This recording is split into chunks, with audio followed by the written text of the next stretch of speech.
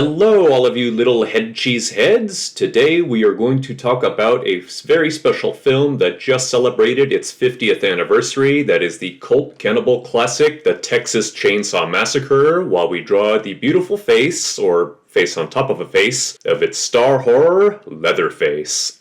So my long-time viewers will probably know that I'm not usually partial to slasher films. They're just kind of okay, but not really my favorite thing ever. And yet, I'd still say that Texas Chainsaw Massacre belongs in my top 10 favorite horror films of all time. It is just that good of a movie. Now, whether or not you count Texas Chainsaw Massacre as the first slasher film, some people say that credit would go to Psycho or Black Christmas, and other people would argue that the slasher film didn't start in proper until the likes of Halloween or maybe even Friday the 13th, whatever. In any case, Texas Chainsaw Massacre still stands in a class all of its own, even within the subgenre of the killer cannibal family with the likes of The Hills Have Eyes. In any case, the Texas Chainsaw Massacre is still a really goddamn good film, and I think if you've seen it, you've never forgotten it. What makes Texas Chainsaw Massacre so great? It's actually a lot of things. One of the big things that stands out about this movie is really the tone of it. The really rough and grainy feel of the film brings you into its world, and there are times when it feels uncomfortably close to a snuff film, like this is really some footage that somebody went and took of a group of people being horribly killed. It has a very deadly serious tone, especially when we whittle our cast down to the final girl and all of the hell she has to endure at the hands of her captors.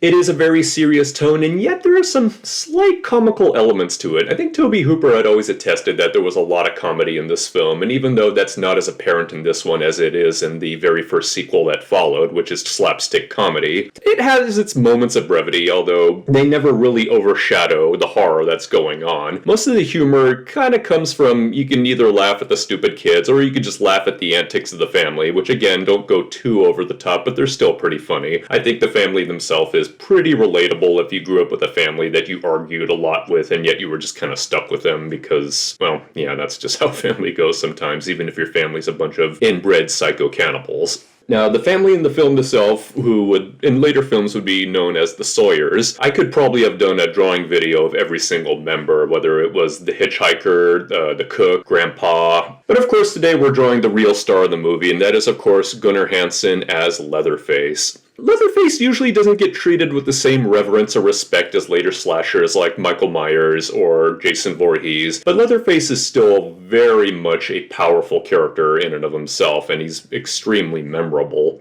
Leatherface is, of course, the most famous member of the family outside of the movie, but within the movie, he's definitely at the bottom of the rank of the social order, which is a big part of the empathy you feel for this character is just how badly he gets treated. Poor old Leatherface, he's bossed around, he's bullied by his family, he has to do a lot of the less pleasant chores, he has to cook and clean and slaughter teenagers and all those things that we have to do in our daily routine that are pretty boring. Leatherface also has the strange task of taking on the feminine duties in the family. Whether or not you want to count Leatherface as a transgender character is entirely up to you, but Leatherface does swap genders, so to speak, depending on what role he's taking. People who have watched the film will know that he does go through several masks and several personas over the course of it, depending on what his needs are to his family at the time. At least two of these personas are women. There's the little old lady who sort of looks after the family, kind of like the mom or the grandma, whatever you want to call it. And then, of course, there's the pretty lady who has to show up at the family outings and kind of basically almost play wife or maid or whatever outdated gender role you want to call it. Leatherface also is interesting among slashers in that he is a very fearful character. Fear is not exactly something you see in a lot of the slashers that followed, but Leatherface is very clearly highly disturbed and highly alarmed by the events that happened in the film, chief among them just the random teenagers invading his house.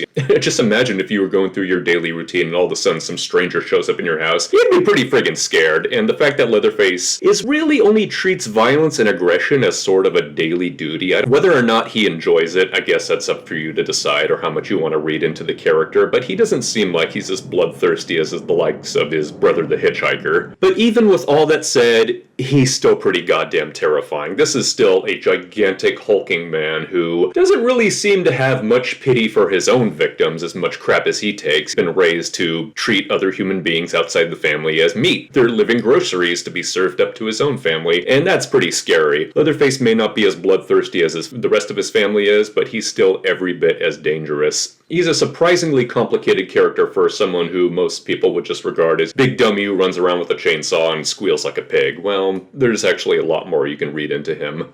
Leatherface would be played again by other actors and other sequels, but really Gunnar Hansen did it first, and he did it best, because this is still an amazing movie that for 50 years has captivated us, kept us scared, kept us fascinated, and will continue to do so for probably another 50. So thank you all for watching. I hope you enjoy a nice snack of delicious head cheese and barbecue. Ain't no secret, it's the meat. And thank you very much for watching. Take care, guys. Bye-bye.